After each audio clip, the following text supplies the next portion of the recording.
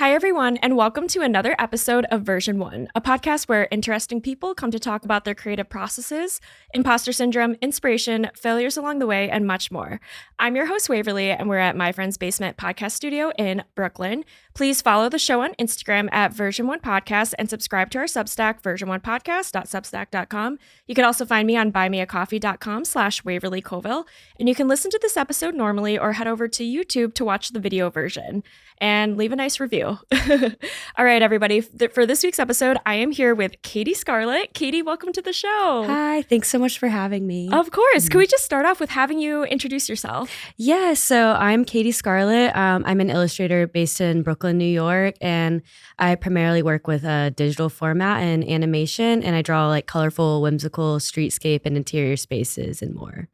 Yeah, I have been a fan of your work for a while. I originally came across it at Artists and Fleas, which is this big market in Williamsburg and I think in Soho or Chelsea. Chelsea. They used to have a Soho location, yeah, but it's no longer. So just Chelsea and Williamsburg these days. Gotcha. And I remember seeing your work and it's so vibrant and it really stuck out to me. And then I followed you on Instagram because I think I discovered your work probably like more than a year ago or something. And then I've just been following you ever since. So I'm so excited we finally get to meet in person. Yes. Can we start off with when you were a child, what did you want to be when you grew up? Yeah, so I actually went through a lot of different phases. At one point, I wanted to study bugs, so quite different from what I do now, but I wanted to be a teacher for a little bit, but I also definitely went through like the drawing artist phase, and like obviously that's ultimately what I ended up pursuing, so yeah. Were you just like naturally good at drawing when you were a kid?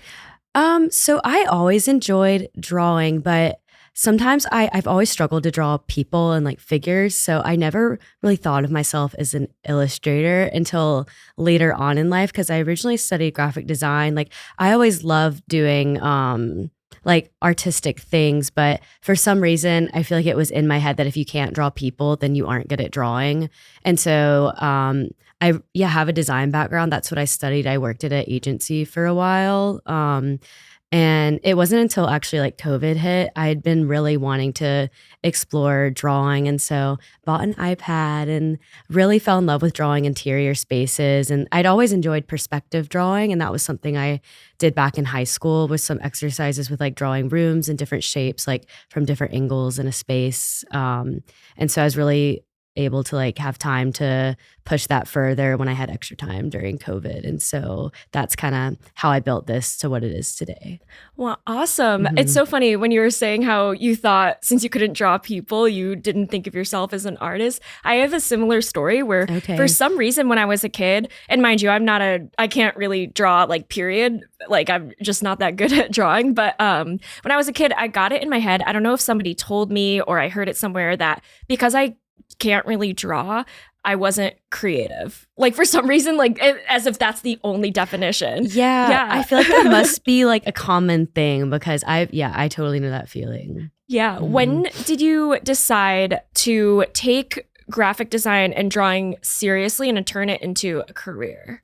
Yeah, so I decided I wanted to study graphic design actually when I was in high school. I got the chance to design a film festival poster for the annual film fest at our school, and I got to design like the logo, like a pamphlet that went along with it and all these things. And it was my senior year and I wasn't really exactly sure. I was thinking about maybe doing interior, but after doing all of that, like I really just was like, I think this is what I want to do as a career. Like I want to like design like for other people. Like, and I was really enjoying like messing around. Like that was like very early Adobe when I first started kind of dabbling in it. I even remember making shapes in like Microsoft Word, which is just really funny to think about now. But it was just so those like clip art letters. Yeah, or just like making shapes and trying to move them around in Word. It's just funny to think about now. But that was like definitely where my interest with that first started. But then later on, kind of shifting more into illustration, when I was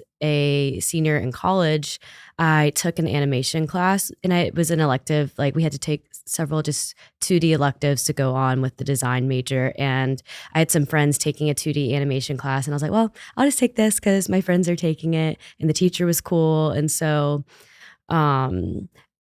during that, like kind of going back, I always struggled with the character design, but I really was able to be creative and do way better than I thought with like the environment design for these animations. And so that's kind of how I got into environment design. And I was like, wait, I really like this. But then, this is like my senior year. I'm like, well, I've really committed to like graphic design. So that's what I'm going to like see that through, but just kind of still was having that interest in animation. But kind of put that to the side for a little bit as I pursued finishing my degree. So. Gotcha. And then once you left art school, you said you worked for an agency. Could you tell me a bit about those like early years making it were you in New York, I guess, as an artist? No, I wasn't actually. So I'm like from Newnan, Georgia, which is about 40 miles south of Atlanta. And so out of school, I was applying to different places, mostly around the Atlanta area.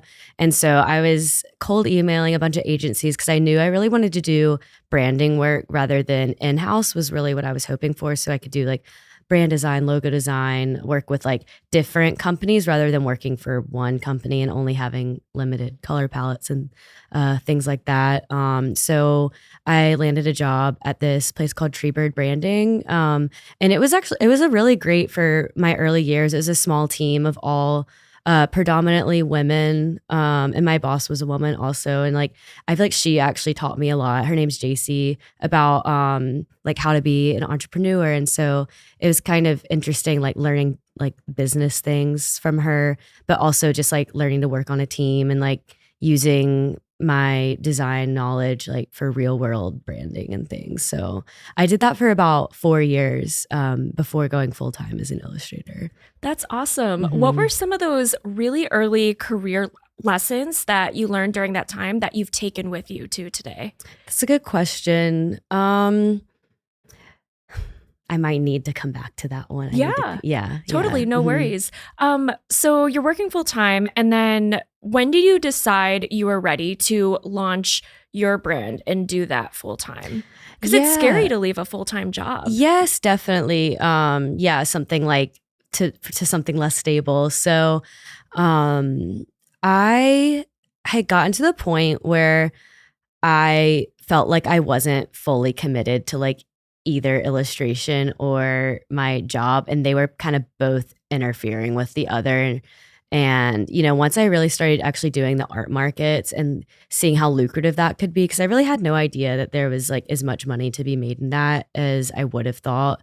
And after like doing the math, I was like, I think if I did this every weekend, I might be making more or about the same as my current job. And also I did love that job, and I felt like I was kind of starting to like not be as into it. And it just kind of felt like a natural, like, okay, it's time to move on. Of course, it was a, scary leap jumping into something, that doesn't have a consistent paycheck, but I did save up a little bit of money, maybe not as much as I should have, but I just kind of like, betted on myself. And I was like, if I can't make enough money doing this between like, illustration commissions, markets, things like, or online sales, then, maybe I can pick up like a restaurant job on the side.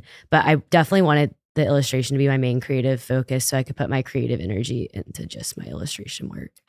That's awesome. When you were working full time and then doing those markets, that kind of gave you the confidence to eventually leave that job. Was it hard to balance it all and pursue sort of two paths at once? Yes, it was. I could only do it for so long before, I was getting really burnt out. And especially I think those last few months where I kind of knew I was gonna quit the job, but like I said, I was trying to really like, make a lot of money to have saved. So I was working Monday through Friday, 9 to 5, like every day. And then on the weekends, I was at the market. And like usually after work, I was doing other things to like prepare for the market. So it just felt like I was working all the time. And so it was definitely, some really busy months leading up to the, going full time. For sure. Do you have any advice for people? Because I think a lot of creative people do work full time, of course, to support themselves, but then have their projects or whatnot on the side. Do you have advice for people who are going through that now of trying to balance both and also figure out, okay, do I quit my job to pursue this full time or do I keep my, what's your advice for people going through that? Yeah, I think that, I think you should definitely like save a little bit of money if you're kind of preparing to do that. Just it's always good to have a backup plan. Also, depending on what your job is, like if you are trying to balance a 9 to 5 or just any kind of other job, I would make sure that that job is not too demanding. Because I will say I was very lucky to have a boss at that previous design job that it was 9 to 5. It wasn't like nine to, I was rarely having to work overtime. She like, it was a very good balance. And so I would think if you're trying to balance both, a full-time job and like a side career that you're eventually trying to make your main, make sure that that first job is like not too strenuous and like demanding. Yeah, totally. Because you have to balance your energy somehow. Yeah, yeah. And so I do feel very lucky that that job was flexible enough to allow me to pursue like my own thing at the same time. That's awesome. So that was all happening in Georgia, right? What brought you to New York? Yes. So part of it was, so I didn't go full time until I moved to New York, actually. So I was able to keep my design job when I moved here, because at that point, I guess I moved, it was late 2021. So COVID was still happening for sure, but it was like a little bit, it wasn't, people were starting to like go back out to eat again, but it was when you had to like provide your vaccine card and that kind of thing, but still weren't really going into the office. So like I said, I had a very flexible boss who was like, I trust you. Like, if you want to go somewhere else, you're allowed to like keep this job and like go do that. And I think I was out of Atlanta within like a month or two of her saying that. So, wow. Yeah, it had always kind of been like a dream since I was young to move here. And I just know there's so much opportunity in New York for illustrators and other creatives that it just, I don't know, it always been in my mind. And so I was like, well, if I don't do it now, I don't really know when I'm going to do it. So I just kind of ran with that opportunity and found a Facebook roommate in an apartment here. And like 4 years later, I'm still here. So wow. Yeah. What is it about New York that really attracted you to it? Yeah, I feel like it's just one of those iconic places. Every single like agency that I was ever interested in, they're all based here for the most part. I remember, if anyone who's listening is familiar with like Jessica Walsh, I always wanted to work for like her agency. I just thought that would be so cool, and it just seemed like this is where everything's happening. And so that's what always attracted me to New York. Yeah, for sure. I want to dive a bit into your style. For those who are watching the YouTube version, I have a scarf that Katie designed here. It's beautiful. Your style is so distinct and colorful and fun. Could you describe it for people who have never seen any of your work before? Yeah, sure. So I like to think of my work as like very whimsical, almost like a magical realism, because I do draw realistic spaces, but kind of in a way that's like more vibrant and just really idealizes everyday scenery and makes it beautiful. And it's whether that is something that's like printed onto a scarf or just in my printed work. I'm just, my main thing is trying to make everyday things like beautiful and vibrant and colorful and happy. Yeah, you do a lot of like city like streets and signs. I love your Waffle House one because I'm a huge fan of Waffle House. And a lot of like home items. Like I know there was one with like a Chinese takeout container, right? And, yes, that's right. So yeah, I really like your work. Your work features a very distinct color palette where you use like the same specific shades of like reds and pinks and oranges and blues. How did you come up with that? How did you create that specific aesthetic? Yeah, so a lot of experimentation, I will say. So Procreate has a feature where you can save color palettes. So it's just been like years and years of different experimenting. And I actually remember one of the first pieces I did when I got the colors right. I was like, wait, like I think I don't need to touch this anymore. And I feel like it's just evolved from there to be what it is now. But I still have probably around like 40 colors saved that are just my go-to. And I'll just play around with them until I feel like the combination is right. But I'm mostly pulling from those same around 40 colors when I make pieces. And then I feel like another staple of my work is using the gradients. And I think that's another distinctive characteristic of my work is those soft, warm gradients I use. Yeah. How has your work changed or evolved over the last couple of years? I feel like everything's really pink and orange right now. Like I would like to go with some cool tones again, but it's interesting because I'll look at my Instagram feed or like my portfolio with new work and I'll notice trends. But it seems like I'm very much in like a pink mode right now. But another thing is I really used to just do the interior spaces, and I feel like in the last like year or so I've really done a lot more streetscape than interiors. So That's awesome. I noticed when I was looking at your website, a lot of your images feature a red sun. That's right. Yeah. Yeah. So I was curious, could you tell me a bit more about that? What does it mean and how did you come up with that?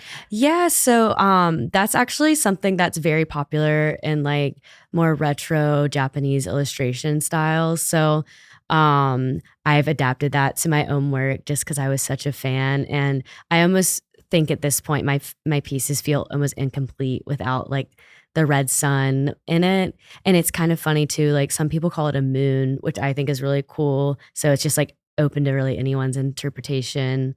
But yeah, I think it's just something I've really enjoyed having as a repetitive element that almost makes all the work look like it is in the same world, like it's happening in the same universe, where that's what like the sun or the moon looks like. Yeah, absolutely. When someone sees your artwork, what do you hope that they think or that they feel? Mostly like happy. I'm trying to just like make people happy when they look at my work. And I've had people tell me, and it always makes me feel so good that, you know, they put it in their home and that people say like how much they like it or how much it makes the space just like feel good. Cause that's really what I'm trying to, you know, make the viewer feel. And like, I want the viewer to be able to put themselves in the image, which kind of goes back to what I was saying about, you know, while I used to look at not being able to draw people as kind of a weakness, I think it actually makes my work stronger to not have people in it, because I think it makes it relatable to anyone. Like anyone can put themselves into it and, you know, feel hopefully like happy and good and calm. I love that. For sure. I think happy is the perfect word. Mm-hmm. I just keep thinking of like your Waffle House one, because Waffle House is very nostalgic for me because I went to college in Missouri and I am originally from upstate New York. So I didn't know about Waffle House growing up. But when I went to college, it was like the best discovery of my life. It's one of my favorite restaurants of all time. I love Waffle House, and I'm sure you went all the time growing up in the South. I did. Yes. I think that was the closest restaurant to me actually growing up, because it's funny that I have early childhood memories of like about to go on like a road trip with my family, going there really early in the morning, but also like after football games when I was in high school, and then, you know, college nights as well and things like that. So it's really full circle at the Waffle House. But yeah, it's kind of funny that piece in particular. So many people have said like it really is like nostalgic for them because they have some sort of memory associated, and it's actually my most popular piece, I think, because of that. Yeah, which I kind of, when I drew it, I had no idea. It was almost just kind of like funny that I was gonna draw it, and it's just turned out to be like the piece that I think most people resonate with, like out of everything. I love that. I think it's probably, my theory is like, because so much happens at a Waffle House, and it's open 24 hours. And like when I was in college, I never went during like a proper time. It was always like 2 a.m., 3 a.m. Yeah. But there's always like some sort of crazy thing happening. There's like a fist fight in the parking lot, you know, like whatever it is. Yeah. But as an adult, I've like gone during the day, and it's like very wholesome during the day. And I think it's, yeah, I just love it. And I love that piece of yours. And I'm not surprised it's the most popular one. Thank you. I want to dive a bit into what your process looks like. Yeah. So to start from the beginning, where do you source inspiration? Yeah, that's a good question. So it kind of depends on the piece. So when I'm doing streetscape, a lot of times, like when I'm walking around, if I see something or like some sort of street corner that looks cool, I'll take a picture of it and just kind of save it as a reference for later. And so some of them are like, you know, based off real places like that. Well, with the interiors, those more come from my imagination. And I also have a love of interior design. So I love drawing like funky furniture and like kind of like almost like a dream house sort of thing. And then I'm also inspired by, different plants. Like most of my pieces have like some sort of hanging plant in them. Even in the streetscapes, I'll have them in the window or like have a cat in the window. So I'm really just putting things in that like I really like, and I assume like other people like too. So really just getting inspiration from, everyday things, but, making them like fun and colorful and like relatable in the images. Yeah. Do you have any non-visual sources of inspiration, like music or shows or anything like that? Yeah. I mean, I love music. I listen to a lot of like indie rock and like also like electronic and lo-fi. And I've actually gotten the comment before that my work looks like kind of lo-fi-ish to them, or like, like the lo-fi hip hop girl. Beats to study too. Yeah, yeah. Like, Because and YouTube. yeah. And I think that like especially the little animations I put in it, I think give like are part of the reason people say that too.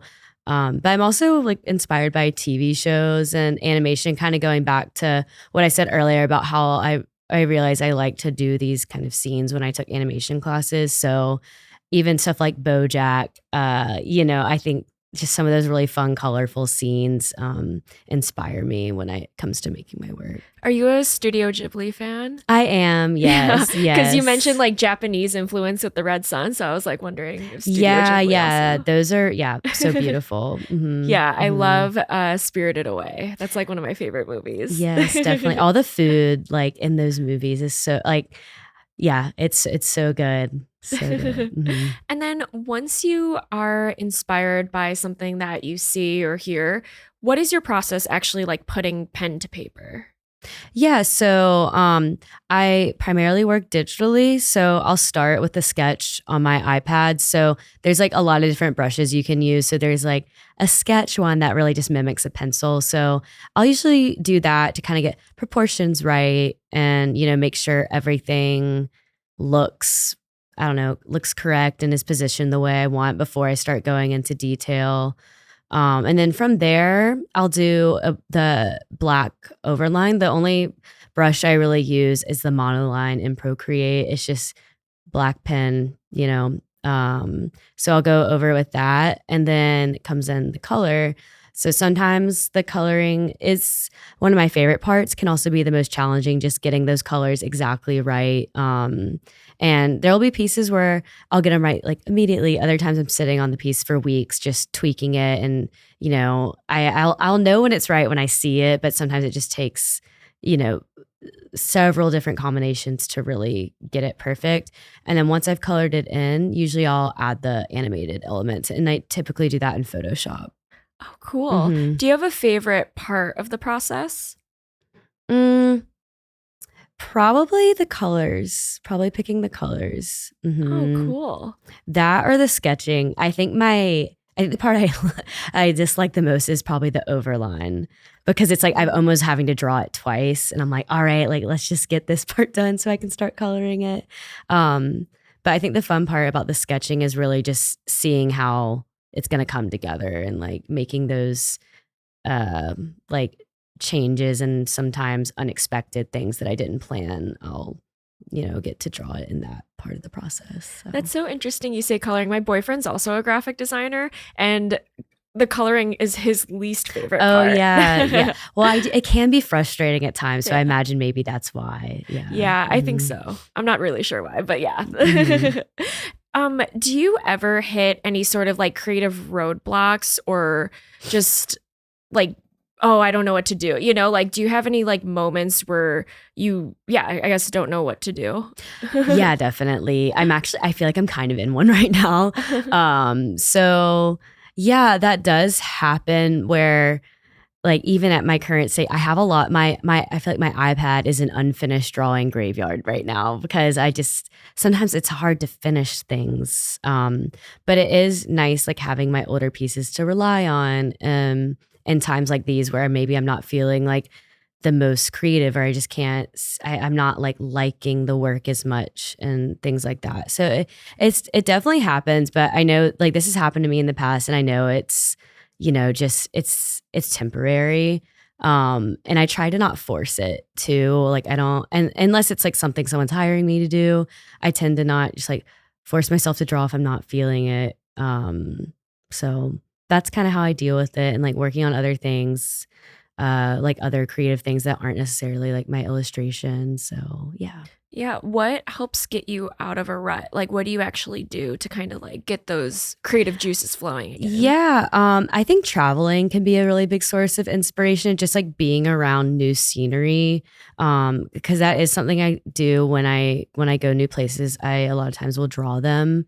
So I always think that's a good way to be inspired again. I also think just like taking a scroll through Pinterest, like seeing what other illustrators are doing. Like I follow so many incredible artists on Instagram, a lot of who I've met in person, and I just think like keeping up with other artists is a great source of inspiration as well. Yeah. What other artists do you look up to? Yeah, so a lot of them like are my really good friends. So I have a friend named Tannen who's like a newer friend I've made, and his work is just amazing. We actually collaborated on a piece together where he did a nighttime version and I did a daytime version. So that's been really cool. And he's actually a little younger than me too. So I feel like he has that like younger energy, and like his work is incredible. So that's like one of my favorite artists at the moment. I also have a friend named Stephanie who I've met at Artists and Fleas, and like her work's also incredible, great illustrator. And her work is kind of like a little like she uses more like natural colors, and she's really good at like figure drawing, but also does beautiful interiors as well. So like once again, I'm just so lucky to be surrounded by a lot of creative people that inspire me all the time. Yeah, absolutely. I'm also really glad that you brought up travel because I also love to travel.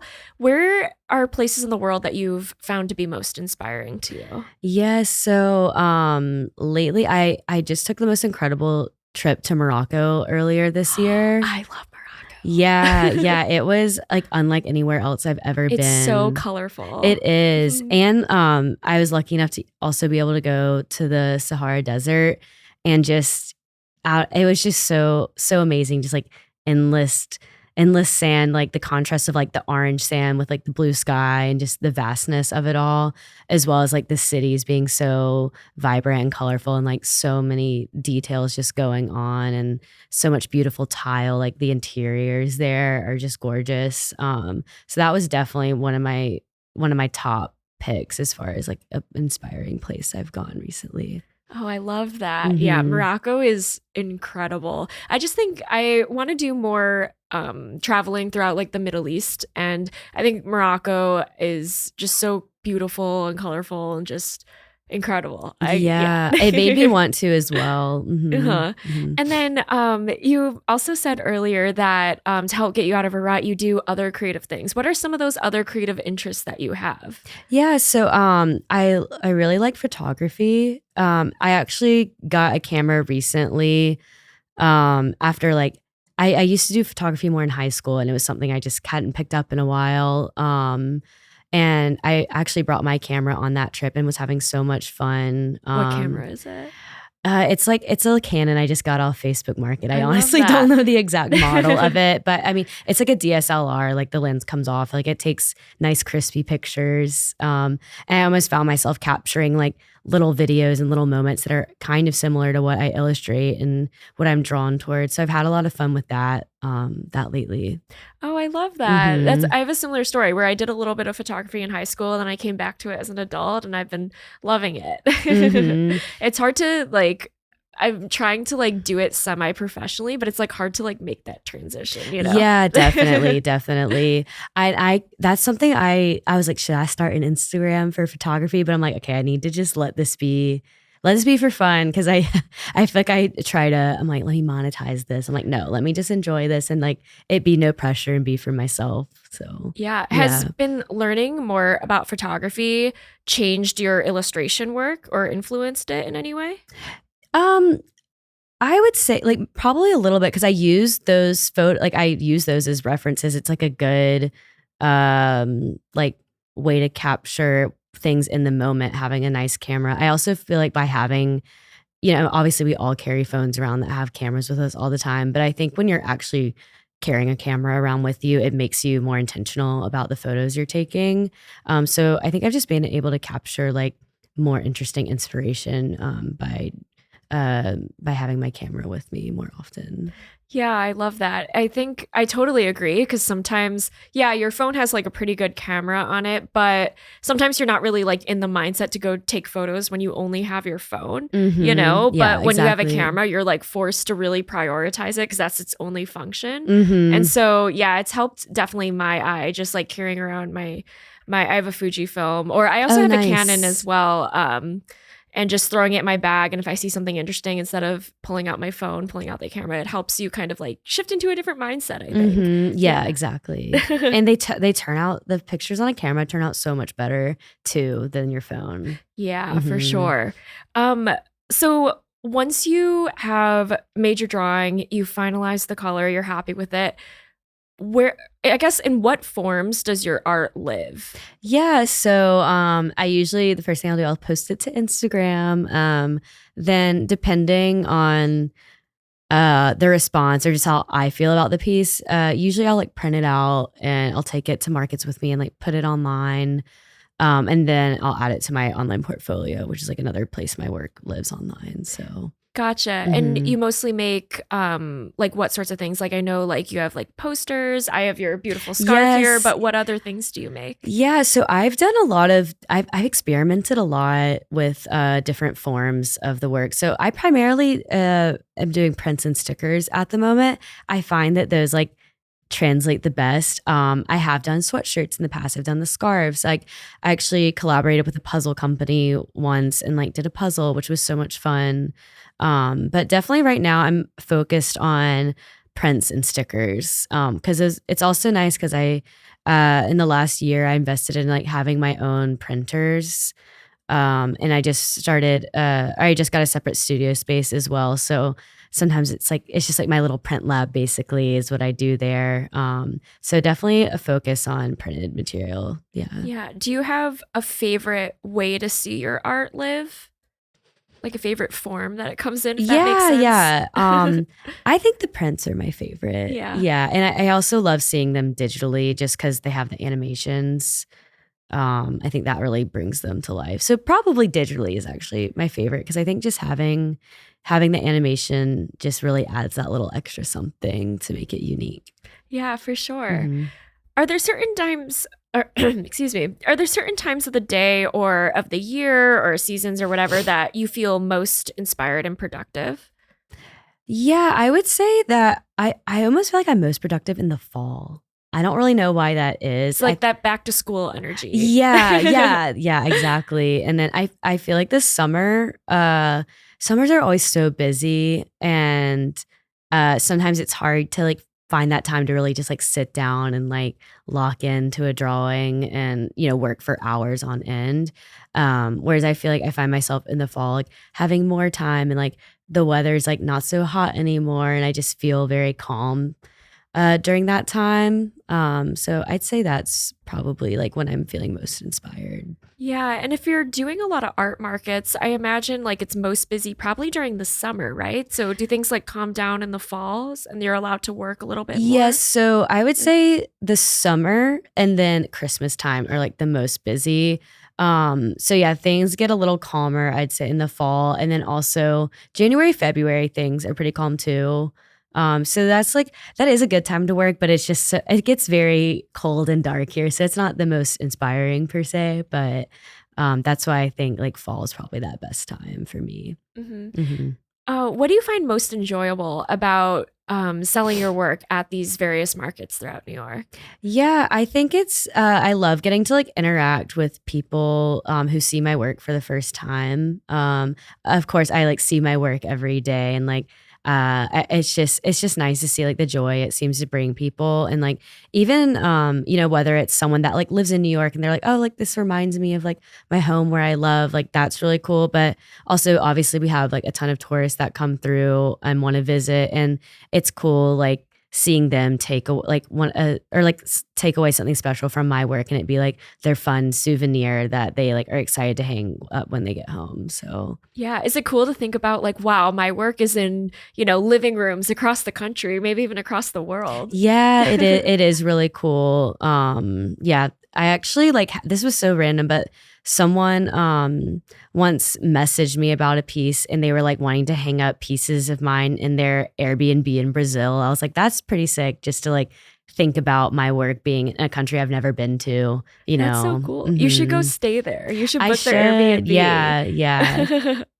That's awesome. Mhm. That's incredible. Are there challenges though around running your business, doing these markets, but also creating all the work? Like it sounds like a lot for one person. Yes, it is. Yes, it is. Yeah, so that was actually part of the reason I started renting a separate studio space because I felt like my apartment was really turning into like I don't know, I needed like a little bit of separation of like the work life balance. I do sometimes feel though that the business side of things does eat up a lot of my time compared to the creative, which is something I'm still actively working on. Whether that means like I hope in the future maybe things get big enough where I can like have an assistant or part time or something. Because I guess another part of my business that I haven't touched on as much is this last year I've been doing a ton of wholesale orders. So essentially, businesses are buying prints in bulk from me to sell at their like brick and mortar store.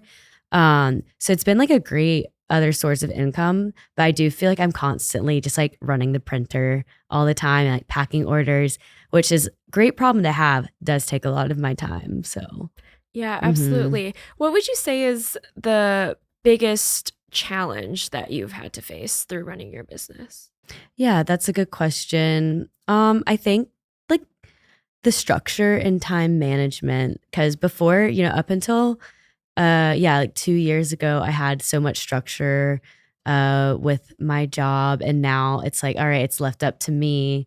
And I think I still haven't even found that like 100% consistent routine. Like, maybe that's what works for me, I guess, because I don't have like set hours I give myself. I go or I draw like when I feel like it. If I need to print stuff, maybe I go at 7 a.m. and I work until like 2 p.m. Maybe I go at 6 p.m. and I work till 1 a.m. So I think just maybe finding that routine, but at the same time, like maybe the inconsistency is what's working for me because it is working fine as of right now. But I think that's been like a struggle. And then another one is sometimes I feel guilty if I'm relaxing or like enjoying myself because I feel like I'm like, oh, I should probably be like doing this instead. Like it's like, it never exactly turns off like your business brain or your art brain. It's I could be doing this right now.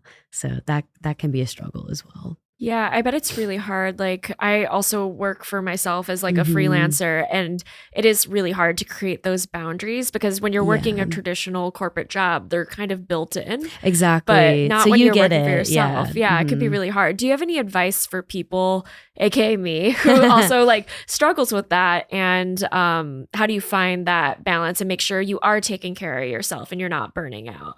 Yeah, I just think, and like this is advice I could take for myself, but just like not feeling guilty, like try to be like easier on yourself sometimes. Like you shouldn't, feel guilty for taking a break because I think sometimes taking a break is like the best thing you can do for your business or art or creative practice. I think it's very natural. Like we shouldn't be like going all the time. And I think they say like, take a break or the break will take you. And I think that's something we could all remind ourselves of, like when we're feeling stressed. Yeah, absolutely. That's a really Hmm. good like motto to keep Hmm. in mind. Have you ever experienced a failure or a setback that taught you a really important lesson? Yeah, that's a good question. So I would say when I first got started, I don't know, I've experimented with so many different things, but I know I mentioned earlier, like I made these sweatshirts and they just were not selling very well. And I mean, it wasn't like a complete failure, but I definitely spent like thousands of dollars on these, and then they just weren't selling as well as I could. And I think I spent too much money making them. Like I think they cost me $40 each to make. So then in my mind, I'm like, okay, well, I probably should be at least selling them for 80, but then it's a little difficult sometimes to sell a sweatshirt for like $80. Like I understand that's a lot for what seems to be it's like a hoodie. So that was an interesting lesson. And now I still in my closet have a lot of hoodies just stacked up. I don't know what I'm gonna do with them because I'm like, I don't want to get rid of them, but they're also just taking up room in my small apartment. So a lot of trial and error with different products has been an interesting lesson. I've also had I when I was doing Artist and Fleas, I had mentioned to you earlier, like I signed up for a 4-month like full time every weekend. And so there was a lot of times where I'd actually have to like hire people to work for me. And I've had a few people that, they showed up like 30 minutes late. One girl even left 30 minutes early. And it's like, oh my gosh, like just like I'd never like hired someone before. And it's also like, oh, my friend of a friend can like work your booth for you. And just kind of learning like, okay, not everyone is like committed to this. They're just trying to make extra money. So that was has been a struggle before, which is also part of the reason I have not been doing as many in-person events every weekend, because it's just like a quick way to burn out. And I kind of was like, I don't know if I want to hire people to like run the booth. I think I can just do a better job of it myself. So yeah, for sure. That being said, I did have some really great people working for me some of the time, but yeah, just did have a few of those cases where I was like, this is a lot of unnecessary stress and, that I don't need. Yeah. Mm-hmm. Have you ever thought about quitting, like doing this full time and going back to 9 to 5 or doing something else? I've entertained the idea, but I haven't considered it seriously. Sometimes I do think about it long term. Like I'm like, how long am I going to do this? But I try to think, if something's not working, I more try to like think of a solution that doesn't involve me like going back to the corporate world. So I honestly do not think I see myself going back to corporate like anytime soon. But it's definitely, I've considered it before. Yeah. How do you keep up your motivation, especially during challenging times? Yeah. I think like one of my favorite things about being a full-time artist, like other than, getting to work for myself, is I think the flexibility that comes along with it. I think it'd be hard to go from this to like having a boss that tells me what to do and where to be at what time. And so I think what keeps me going, like in the moments where I may be feeling down, is that, I worked really hard to get to where I am. And I remind myself of like the times where like things were really going good, and like things always have a way of like coming back, and like there can be like lows, but there's also highs that come with that. And so I think it's just like being confident in yourself and like knowing there's always a way to like, if like money's the problem, like, okay, I can like sign up for a market if I really need to. If it comes down to it, I can set up a table like, in Central Park or Washington Square Park. It definitely is a hustle sometimes. So, I just feel like there's always a solution if I'm, short for money, or if a project's not coming in. Like, there's so much you can do to actively fix that, in my opinion. Yeah, absolutely. Something that I always like try to remind myself is nothing is the end of the world. Like I am not doing brain surgery. Like I'm producing my podcast and like do other freelance work. Like it's okay. Like sometimes I get so like wrapped up in things though. But I think that's like a really good like perspective to have. Like there's always a solution. You could always figure something out. Go set up a table. Go. Yeah. So that's really great. Yeah. For sure. What does success look like to you now? Like, what would be your definition of success? Yeah, that's a good question. I think just like if what you're doing is making you happy and like you're comfortable, I think that is success to me. Like if you're getting to like do the things you want for the most part, and also while doing that, like bringing joy to other people's lives, I think that's what success is to me. I love that. And you definitely do that through your work. Okay, thank you. Have you ever experienced imposter syndrome? Yes, I would say so. Like, sometimes it's sometimes hard for me to accept compliments because I feel like I'm like, well, it's just me. And I don't really I like recognize that I have worked hard for what I do, but it's also sometimes I do struggle to accept like compliments because they make me uncomfortable because I feel like I'm like, I don't know how I've made this all work so far. Like, I don't know. So I guess, yeah, like simply put, yes, I have experienced that. How do you get over that, or, tell yourself, no, I am deserving of these compliments? Yeah, that's a good question. Like something I'm still actively working on. I think it's like good sometimes like I'll look back or think back to like where I begun like early on in my career, or uh I think I've like heard people say this is like I think like my teenage self would think that like I'm really cool now, and so that's kind of like validating, and I have like a really, great creative community around me, and we this is something like we all talk about as well. But we're all out here doing it, making it work, and like making it work in like a city where it's hard to make it work sometimes. So I think just like reminding myself that like, okay, like I'm doing it, like, you know, it just reminds me that like, yeah, I am successful at what I do. So Yeah, I think being able to live off your art full time, period, is so incredible and impressive, especially in a city that is as expensive and as competitive as it is. So, yeah, I think like just you being able to do that is incredible. yeah, thank you. Thank you.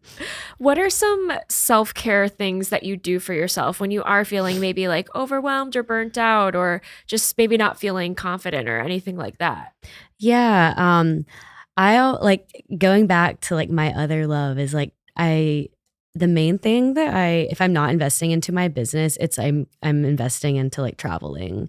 That's just my favorite thing is like seeing new places. I love hiking. It's something I don't get to do here very much, but I make sure to like go on like a good hiking trip at least once a year. That's like just one of my happy places. I also think just spending time with like my boyfriend and my friends and my family. It's like something I prioritize as well. So even just, having a friend over for like a drink or something and just like talking and hanging out is something I kind of do to decompress and, just relax. And yeah. Yeah, for sure. hmm How would you like your work to evolve over the next couple years? Yeah. So I do have like an idea of maybe how I want the next few years to look. And so I'd love to start getting like more and more commissions. I currently am represented by an agency called Totally Reps. And I've been working with my agent Kat for several years. So I think just growing, getting more clients that are, I guess, like prestigious, I would say, is something I'm very focused on. I actually just did some really interesting work with Recess, the drink brand, and that was a lot of fun. So I would love to take on more projects like that. The other side of that is I also want to continue to grow my wholesale business, because that's really nice because they can just place an order with me and I send it out like it's pretty seamless. And I still would like to do markets, but it is something I would eventually like to like do a little bit less of, just because it is very strenuous, like setting up the table and like it's literally like physical labor sometimes, like dragging all my stuff to all these places. And I think it is something I'll do. I'll always do, but maybe just doing like a little bit less. Like I would love to get to the point where maybe I'm doing like 6 events a year or something like that rather than, several a month. So that's kind of like what the future, I think, I hope will look like maybe like a few years from now. Yeah, I saw on your website you did an illustration for, was it Away, right? The luggage Yes, I brand? did. That's I so did. cool. I Yeah. loved that one, and it's like so on brand because you love to travel as well. Yeah, that was such a fun project, and that was one that I got through Totally Reps through Kat, and so she helped me along the way with that. And yeah, and they actually, well, they paid me, and they also sent me some free luggage, which was awesome. Oh my so gosh. that was a lot of fun. The dream. That's amazing. Yeah, so much fun. Do you have any dream clients that you would love to work with? Yeah, I have like one for wholesale. I think I'd love to be on Bando. I don't know if you're familiar with it's just a really cute website. They have all sorts of like stationery and like decor, and you should check it if you like that scarf, like you're gonna really like their website because they just have so much cute stuff. As far as an illustration client, I think it'd be really awesome to work with Adobe on something. And I also think just continuing to work with like drink brands. I've always wanted to do a can design. I think that would be so much fun. So if Ooh. anyone's listening and they have a drink, hit me up. We're putting it out there. Yeah. That would be so cool to have like labels or the can design. Yeah, like the can wrap I think would just be so fun. That would be cool. Mm-hmm. Do you want to create any products that you haven't for your personal work? Yes, I do. I've actually been wanting to like kind of going back to the wholesale. I'm like, okay, like what items can I make that are also like marketable and fun? So I'd mentioned I'd worked with a puzzle brand. I really want to make like my own puzzle like for myself. That's just some of my illustrations. So I've kind of been like talking to different manufacturers about that. I've even thought this is like very different, but at one point I was like, I kind of want to like design like a really fun nightlight because I have this really cute nightlight and it's a cat and it just makes me so happy. I'm like, is that something I could somehow make? Sure. I'm really open to like any and everything. I think realistically by the end of this year, I expect to have puzzles though, like. So that's exciting. Yeah, I want to have them in time for Christmas because I think they could be a really fun gift, and like I can give them to my friends too. And yeah, I will definitely buy one. I love to do puzzles. My mom loves to do puzzles, and I can just imagine them being so colorful and fun. Is it hard though when it comes to making products to find the right manufacturer? Because I can assume that there's probably like quality that's all over the board, right? Oh, yeah. So is it really hard to find people to work with? It can be. So that's actually my struggle with like when I've looked into these puzzles is because and it's not only the quality, but finding a price point that is good for me. And I want to be able to sell them for an affordable amount. You know, I don't want to have to sell a puzzle for like $75. That's just too much. And so that has been a struggle. And from talking to like some other people, I think it's the kind of thing where you have to do overseas manufacturing, which is something I'm brand new to and want to make sure I'm doing like in an ethical way. So that's kind of been the holdup. I'm like, it just is a bit intimidating for me to do it like outside of the US for that reason. Yeah, for sure. Mm-hmm. Yeah, I can imagine it being very confusing. Like I wouldn't even know where to start. Yeah. So I'm like hoping, you know, like I said, by Christmas I can have some ready. But yeah, that's the main hurdle is just figuring out how to do that. Yeah, for sure. All right, Katie, this has been wonderful. Are you ready to move into the lightning round? Oh gosh, I guess. Yeah, let's do it. What is something new that you've tried lately? Something new? Yoga. Ooh, you're new to yoga. Yeah. I don't know if it was have to be art related, but yeah. No, it could be totally random. Yeah, I'm on ClassPass. And so I've been incorporating some like yoga and Pilates workouts into my routine. So you hadn't done yoga before, really? Not really. I think maybe like 3 times over like the previous 10 years. But yeah, it's something I've been enjoying a lot. Yeah, you like it? I do. It takes such a commitment to be like quote unquote good at it. You know what I mean? Yeah. And I just don't like I go like maybe once or twice a month and I really want to be that kind of person that like does yoga. Yeah. You know what I mean? But I can't commit to it. Yeah. I feel there's some people in my class that are like doing all sorts of moves and I'm like, maybe one day. Like it is pretty cool though. It's so hard. And it also it hurts my wrist. That is actually why I was like not into it before because I remember it always hurting my wrist. But once I started going, I feel like I like stopped doing that as much and like maybe like my wrist just built a tolerance to it. And so I've been able to like get over that hurdle and enjoy it more these past couple months. Yeah. I love that. What kind of yoga is it? Is it just like vinyasa? Yeah, vinyasa for the most part. And I've been doing some yoga sculpt as well. Nice. Yeah. Love it. It's a little more hard. So. Do you have a lesson or a message that you want to share with listeners? Yeah, I always like, I feel like the number one piece of advice I always give is like, you really have to believe in yourself and like not be afraid to put your work out there. I know it's always intimidating, especially like we don't want to be like judged for our work. But at the end of the day, like, you know, I think it's just worth it to give it a try because you don't want to look back on life later and be like, oh, I really should have tried that, you know, and then it feels too late. I just think like the best time is always now and like don't be afraid to, you know, put your work out there and give it a real shot. For sure. I am someone who needs to hear that because I always feel like, oh my gosh, like it's so like it could be very like vulnerable to share. It is very, something. it is so vulnerable putting your like whatever that is, like putting it out for the world to see. It's like, it definitely is nerve wracking. Yeah, for sure. What is one thing you wish you knew when you were first starting out?